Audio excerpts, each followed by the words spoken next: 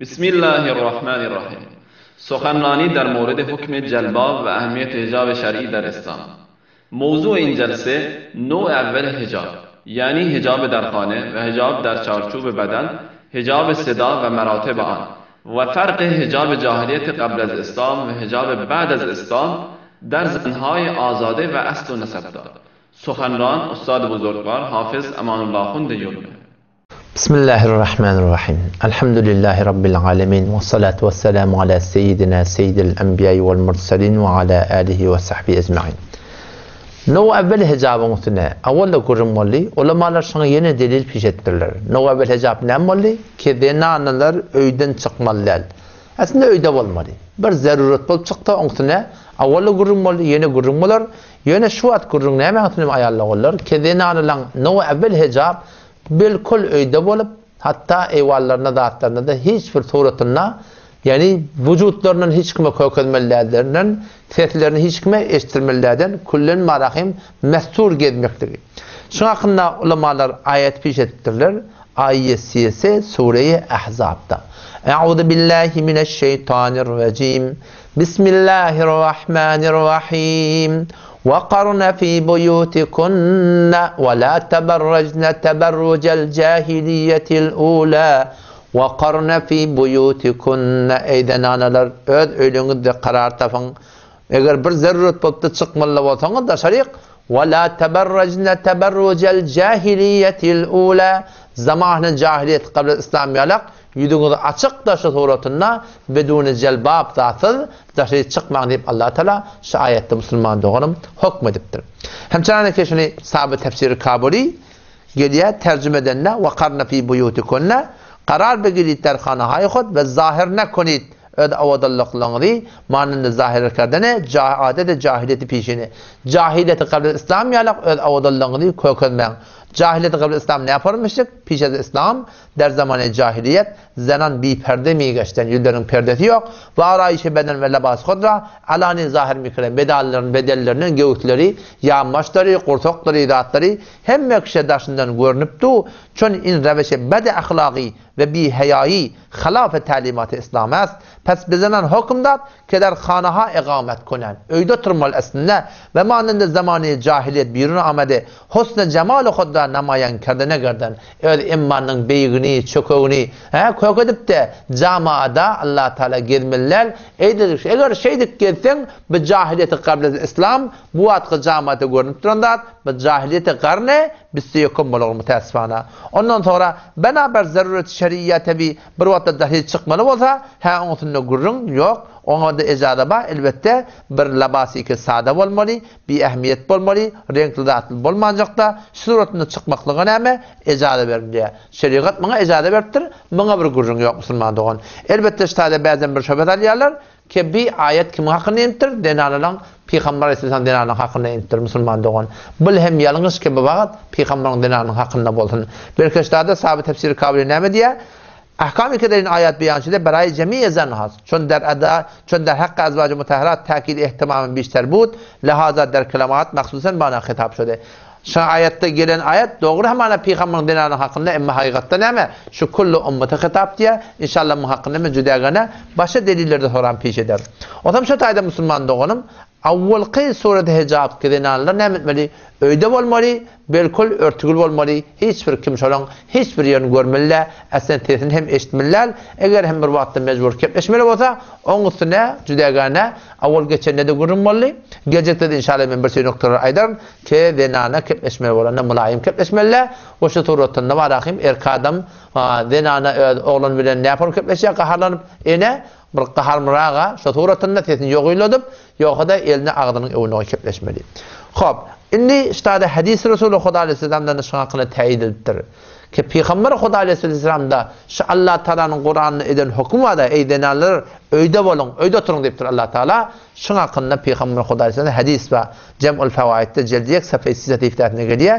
Peygamber Xudo Aleyhisselam bir cemde oti sahabeler bilen bile. İçinde Hazreti Ali radıyallahu anh var. Şundan sonra diye Peygamberim ki eyyü şeyin hayrun lil mer'e. Hayti bir denana, hayti bir da denana kavi. O zaman bunu bilebilmediler diye. Hayti bir da denana hem zaten beter kavrakka. Şundan hiç kim cevap verilmeyeni Hazreti Ali radıyallahu anh geliyor öye geliyor. Bir Fatıma'dan soruyor şöyle, atan şey deyip sordu. Resulullah Aleyhisselatü Vesselam zenana inki kavlat ne mi? Onun ayette diye ki şöyle Allah yarahunnar rical şolar ve la yaravnahunna. Ha erkekler var ahim şolar görmesinler ve biladi erkekler görmesinler. Behterin hicapçı deyip diye. Toran Peygamber Huda Aleyhisselam'ın yanında bari Hazreti Ali radıyallahu anh şöyle ya Resulullah şu sorun cevabısı bol ya. Ve men kâle dâlike kim ayette şimdi ya? Onu şöyle bir Fatıma etti ona sadakat doğru ihtiyacı deyip diye. Doğru ettiği ki Fatıma benim paretenim diyen gurunu şitada aydıptır Peygamberimiz Aleyhisselatü Vesselam. Pek denana Müslüman doğan evvel suret ne mi?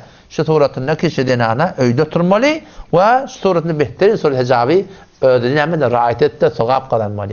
Şehri Farsi bir acip şehir etti ya. Eyzen az Fatıma beto ingune khitab است. Eyzen az Fatıma beto ingune khitab است. ارزنده ترین زینت زن حفظ حجاب است.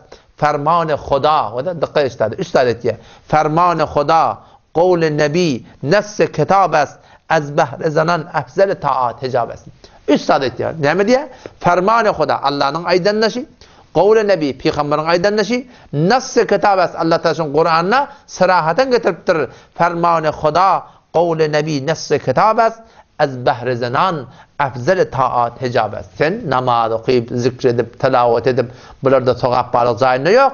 Behterin taati ki denanı bağlakım şu et başarıya, o ne Müslüman doğum? Şey hicabi ki Müslüman bağlakım şunu rahat etmeli. Ama eğer denanı şey çıktı, hatta hicab-ı İslamiyetini rahat edip çıktı, perdeli çıktı. Onunla da Peygamberim ne dedi? İzâ haracetil mer'a isteşşefâ şeytan. Vakti ki denanı da hiç çık ya, şeytan şunu erkek adamın gözüne şöyle isteşşefâ eden şeyle gözünü kaldırıp koy diye şu an.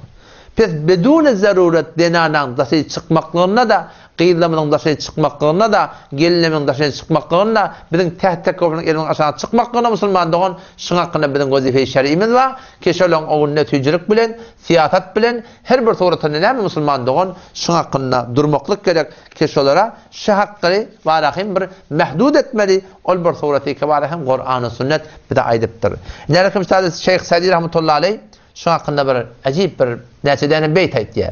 Ki denanaları azat koymalı halan yerine gidecek olsa gidiversin gelecek olsa geliversin de. Belki adamların icazeti bilen o şeriatın ayetlerine mutabık girip çıkmalı. Eğer beytmese çön zen rahe bazar giret bezen. Denanan badırda ne işi var? Denana diyorlar padişahdır, öyle oturur, yiyeceğini, içeceğini, yatacağını, turacağını erkek adam getirip verir. Ha bir vakti adam yok mu getirmeyene?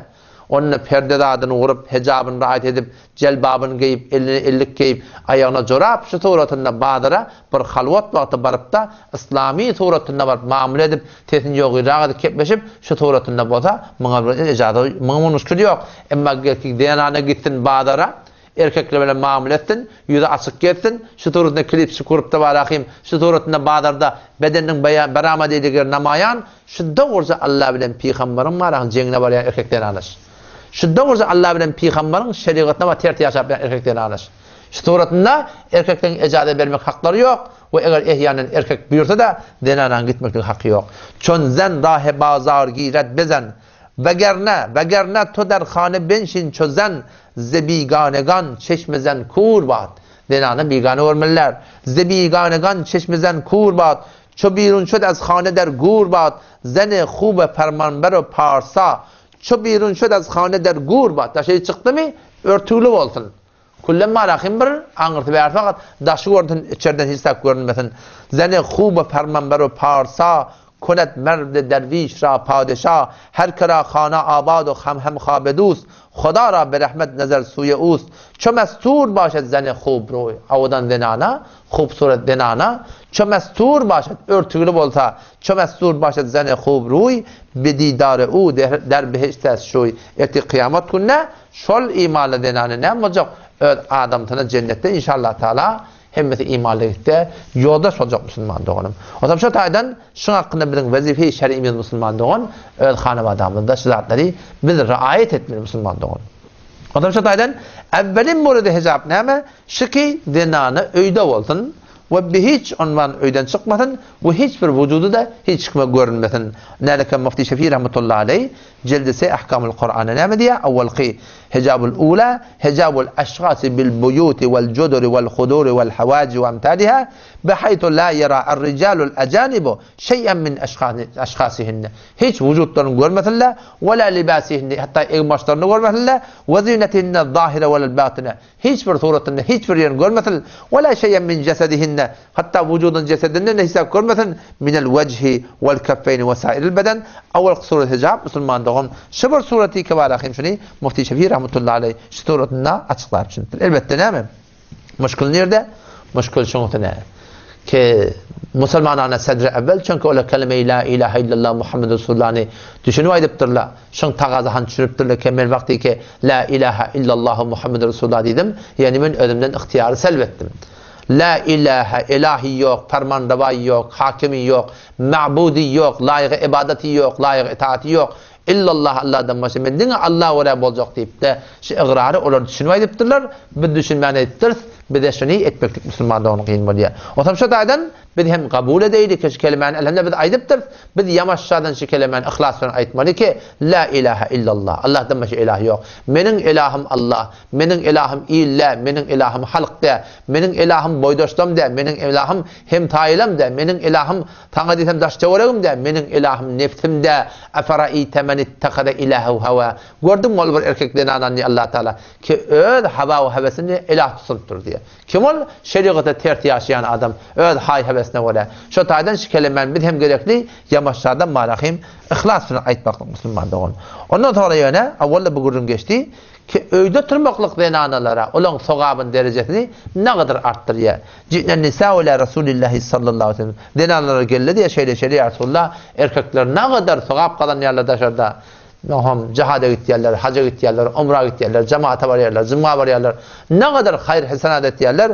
Peygamberimiz ne etti diye? Men kadet min kunne fi beytiha. Her kimin ki sizin bir öyünne Allah'ın hukmu deyip otursa onun şöyle mücahidane fi sebilillah yalak. Şöyle de hem ne edecek? Allah Teala ecri padaş verecek. Ve yine bir hadise göre mihnedu ihdakunne fi beytiha. Sizin şu öyün içinde öyünü işletmekliğiniz eyni varahim şol mücahidane fi sebilillah Allah Teala ayarlığınlar ecri padaş verecek diye. Ondan sonra yeni bir gurum var.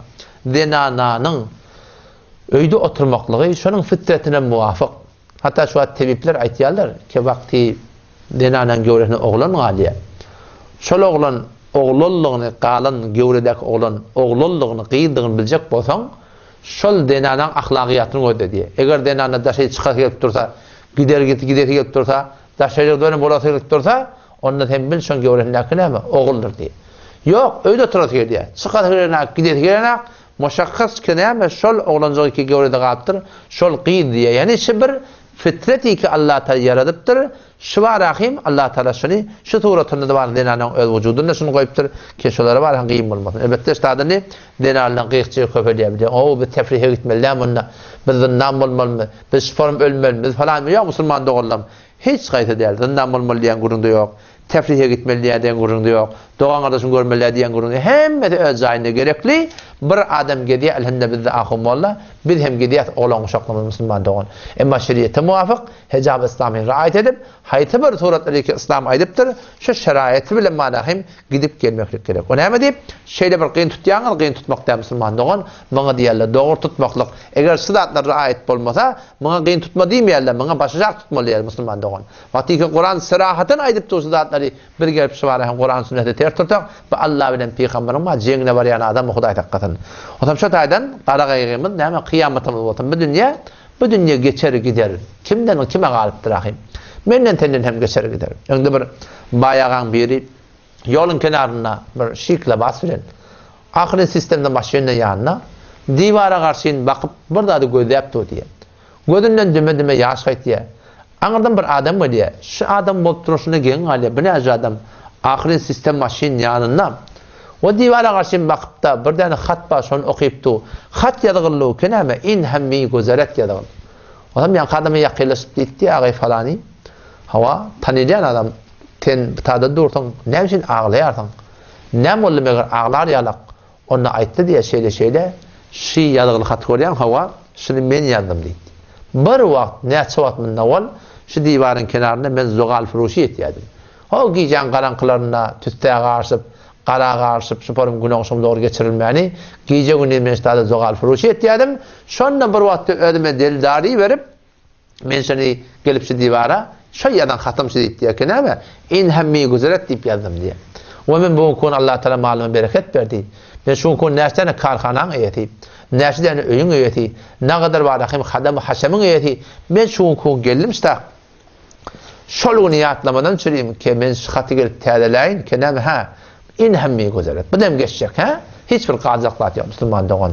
Meni tenşidini alkıçacak adamı bir kefenin bilen amalımız başka himmete kalacak. Gel be devlet beresi mas negerdi merdi. Gel be devlet beresi mas negerdi merdi. Gel be zillet beresi pas negerdi merdi. Ehl-i alem heme bazı şeyi hevesen. Gel de bazı şeyi indastu heves negerdi merdi. Bu dünya allanmalar Müslüman doğan. O zaman şu tayda inşallah Teala ne mi deyli? Şunu qavsuratına dinimizi, diyanatımızı riayet edeli şunun bereketine dünya hayatımız abad bulur. Vesselamu aleyküm ve rahmetullahi ve berekatuhu.